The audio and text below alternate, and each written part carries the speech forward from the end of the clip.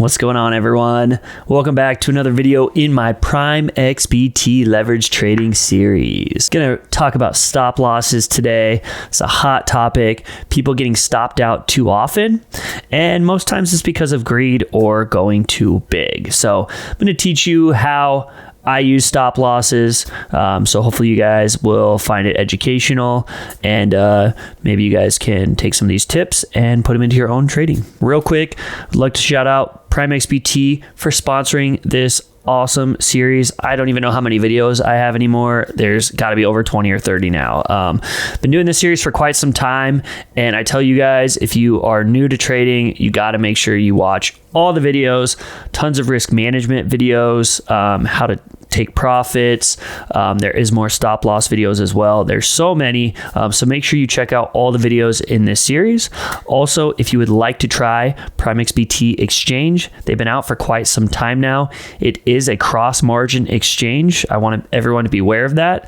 But you can get a $7,000 sign up bonus if you use my link, and that link is below or in my pinned tweet thread on Twitter. So make sure you check them out, and let's go ahead and get into this content.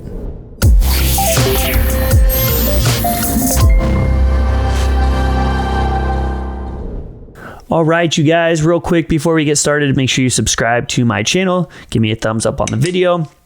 I really appreciate it. But anyway, let's get into stop losses. And I've done a lot of stop loss videos. I'm going to do this one more basic. I think that we just need a basic talk about stop losses and how to really place them. Okay. If you feel like you're getting stopped out a lot, the key is probably just to widen your stop loss. Okay. Not financial advice, yada, yada. But for real, you just got to widen it, okay? So if I notice that I'm getting stopped out a lot, I'm just going to widen my stop loss. Now, a key note here is stop losses are time frame dependent, okay? Now that means there's still, you use stop losses on every time frame, but the actual percentage and distance is going to be different on different time frames.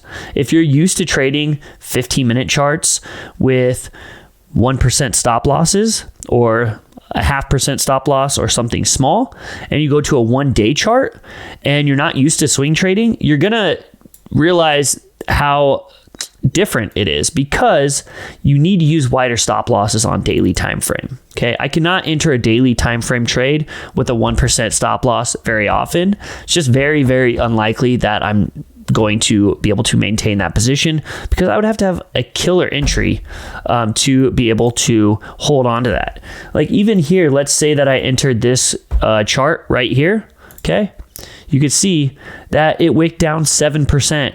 So if my stop loss was anywhere within 7%, I'm getting stopped out before this moves in the appropriate direction. So what do I actually need to do? I need to widen my stop loss. Okay, but it's not just enough to widen your stop loss, because the problem here, and this is where a lot of people get in trouble, is that they widen their stop loss, but they don't adjust their risk. Okay, so let's just say that I think this chart is bullish and my invalidation is going to be below the 99 SMA here. Okay, and you know, we always like a good risk reward. Let's say I'm shooting for $5. Okay, this is all hypothetical, but let's say I enter here and I'm going to use a 15% stop loss, and my risk is 100%. That's a great risk to reward off the bat. We like that. So this is a, you know, viable trade. Now, let's say my account is $50,000. Okay, so if I go all in there, that's going to be a $7,500 risk. Okay, that's a lot of risk. That's 15% of my portfolio. And generally speaking, most people don't risk more than 2% or even 1.5% of their portfolio on any given trade. Okay, so if I do that, I get stopped out on this position. That's putting me at a large disadvantage. So what I would need to do is calculate out my risk and adjust my position size according to where my stop loss is at. Okay, so let's just say I want to use let's say I want to risk 1% of my account, which would be $500. So I would have to use like a $3,500 position. Okay, $3,500, 15% of that is $525. Okay, so that would be about 1% of my portfolio, and that would be a safe amount of money to use for this position. Now, you might think, oh, well, I'm not making as much money. Well, you still made $3,500 if it goes to target, which is, close to over 5% of your account. So that's still a great reward. And I think a lot of people are really skewed on how much they should really grow their money in crypto. And I think people think that every trade should be 20 to 30 or 40 or 50% of your portfolio, when in reality, even if you're making 0.5% a day on your money, that's still better than losing it. And it's still really good. I mean, just the amount of skewed numbers we have is crazy. So really, most times the market's not going to be so generous to give you amazing gains, and you're going to be kind of just scraping along. So over time, you're going to have some really big parabolic moments in your portfolio.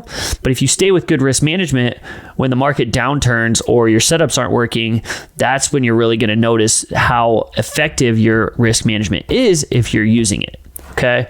But of course, every time we take a trade and it goes to profit, we're like, oh, I should have gone bigger. And every time we take a loss, we say, oh, I should have gone smaller. Let's say I find another chart.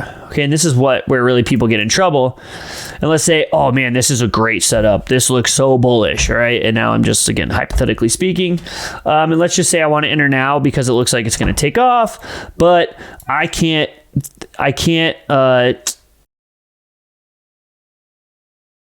sorry, I brain farted, you guys. I can't safely say that this can't sweep the lows one more time, all right? Like, my invalidation for this is just below the lows, but the reward here is, let's just say the reward here is 400%, okay? So I still have a great risk to reward here, but I have a much wider stop loss. So if I, again, take my $50,000 portfolio and put all $50,000 in there, I am risking $15,000. Which is not ideal. Okay, that is way too much for me to risk on this one position, and that could really set me back, because if I lose 30% of my account, then I have to make back like 60% of that, or whatever the math is, to be able to get back to break even. Okay, so how demoralizing would it be to take a 50% or a 30% loss here and then have to make 60% back on your whole portfolio to be able to get back to just break even? Okay, so with risk management, just over time, it'll be much better. So, okay, my last one was a $3,500 position because it was a 15% stop loss. So if I'm staying with the same risk management, I would basically go with $1,750 here as my position size, and 30% of that would be, again, like $525 something dollars around there. So I'm going much smaller, much wider stop loss, and I can still safely be in this trade. Now, no matter how high of conviction I have in this, I could actually make more money being in a $1,700 position on this trade rather than being in a $50,000 position. And why do a lot of people lose money in the markets is because they're overexposing, and that involves emotions that get you emotionally involved. You have to check the chart every 5 minutes. You have to check the 1 minute chart all the time, and it shakes you out of your position before price goes higher. Okay, we've all been there. So if I go small here or with good risk management, then I can withstand a drawdown if it draws down before moon. Okay, but if I go too big here, all in or whatever, or even just bigger, and it drops 10% or 15%, which I have told myself that it possibly could, then I have to close because I'm like, oh, it already is down 15%. It's going to go down 15% more. And what happens? You panic sell the bottom. Okay. So over time, if I'm being conscious of my risk and position sizing, it's going to take my emotions out of trading, and it's going to give me more success in the long run. And I'm going to be able to hold on to my positions longer. And eventually this is going to equate to making more money in the long run. Because not only that, what happens too if your position starts going in the right direction? Okay. You went all in, and it's up like 3%, and you're like, oh, I'm up $1,500 in an hour. This is awesome.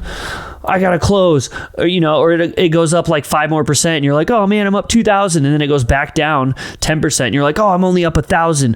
I'm only up $1,000. I got to close. So you close, and then what happens? It goes back to break even, and you're like, that was the right call. And it goes just under, and you're like, that was the right choice. And then it takes off, right? But if you just keep your position sizes reasonable, that little push up, you're gonna be like, okay, well, cool, I'm up $70, no big deal, right? And then over time, you're gonna be like, wow, it hit my target and I just made $6,000 on this, rather than getting shaken out for a smaller profit or for a loss. Thank you guys for watching this video. I really hope you enjoyed it. Make sure you give me a thumbs up and subscribe to my YouTube channel, and give me some suggestions for content you'd like to see in the future, and I will catch you guys next time. Peace.